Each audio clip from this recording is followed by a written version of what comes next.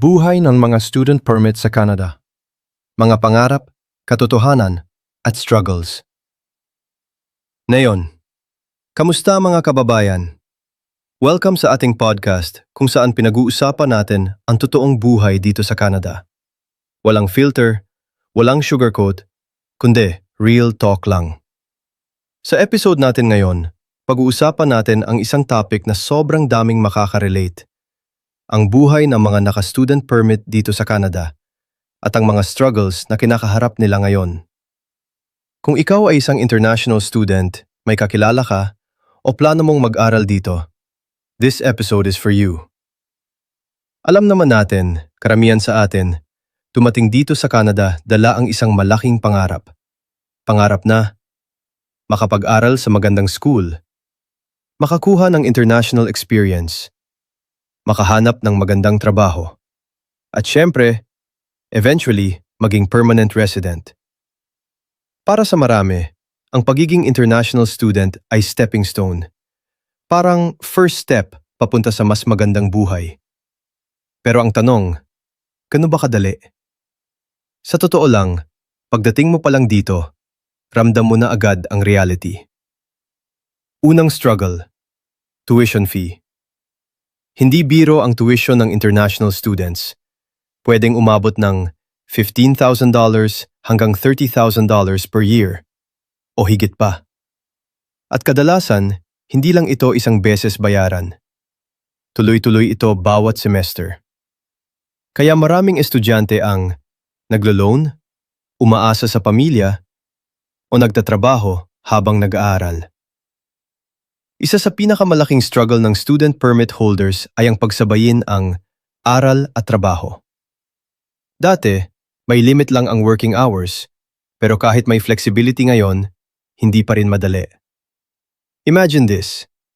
May klase ka sa umaga, tapos trabaho ka sa gabi. Uuwi ka pagod na pagod. May assignments ka pa. Paulit-ulit, araw-araw. At minsan, napapabayaan na ang health, tulog, mental well-being. Hindi rin madali ang paghahanap ng trabaho dito, lalo na kung wala kang Canadian experience. Limited ang availability mo. Maraming competition. Kaya karamihan sa students napupunta sa fast food, warehouse, cleaning jobs, customer service. Walang masama dito. Honest work yan. Pero ang reality, minsan, hindi ito aligned sa course mo. Isa sa hindi masyadong napag-uusapan, lungkot. Yung tipong, mag-isa ka sa kwarto, malayo sa pamilya, iba ang culture, iba ang panahon. Lalo na pag winter, mahaba ang gabi, madilim, malamig. At doon mo mararamdaman yung bigat ng pagiging malayo sa mahal mo sa buhay. Hindi lang tuition ang problema. Meron pang rent, na sobrang mahal na yon, food, transportation, bills. At kung minsan, padala pa sa pamilya sa Pilipinas. Kaya kahit pagod ka na, kailangan mo pa ring magtrabaho. Walang choice. Ito yung isa sa pinakamabigat na yon. Maraming students ang nagtatanong, may pag-asa pa ba akong maging PR? Dahil sa changing immigration policies, limited pathways, point system na tumataas. Hindi na kasing sure tulad ng dati. Kaya maraming students ang na-stress, nalilito, natatakot sa future. Sa dami ng pressure, may mga students na nade-depress, naa-anxious, nawawalan ng motivation. Pero kadalasan, tahimik lang sila. Numingiti sa trabaho, active sa social media, pero sa loob, pagod na pagod na. Kaya napakahalaga ng kaibigan, community, kapwa Pilipino. Yung may makakausap ka, makakaramay, makakaintindi sa pinagdadaanan mo. Minsan, isang simpleng usapan lang, malaking tulong na. Hindi rin natin maiiwasan na may mga maling expectations, Influencers na pinapakita lang ang magandang side, pero hindi nila pinapakita.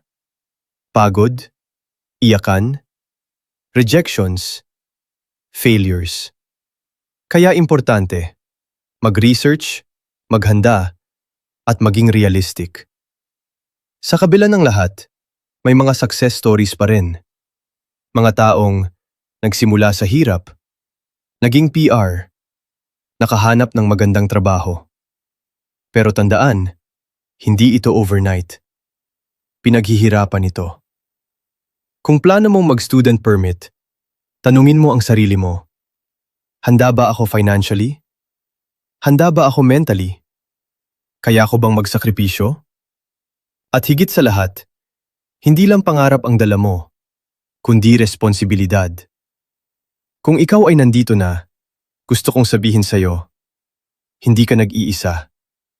Normal mapagod. Normal malungkot. Normal mag-doubt. Pero tandaan mo, may dahilan kung bakit ka nandito.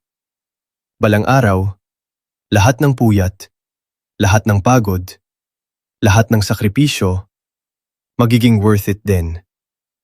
Hindi man ngayon, pero darating din ang time mo. Kaya kapit lang. Maraming salamat sa pakikinig sa episode na ito.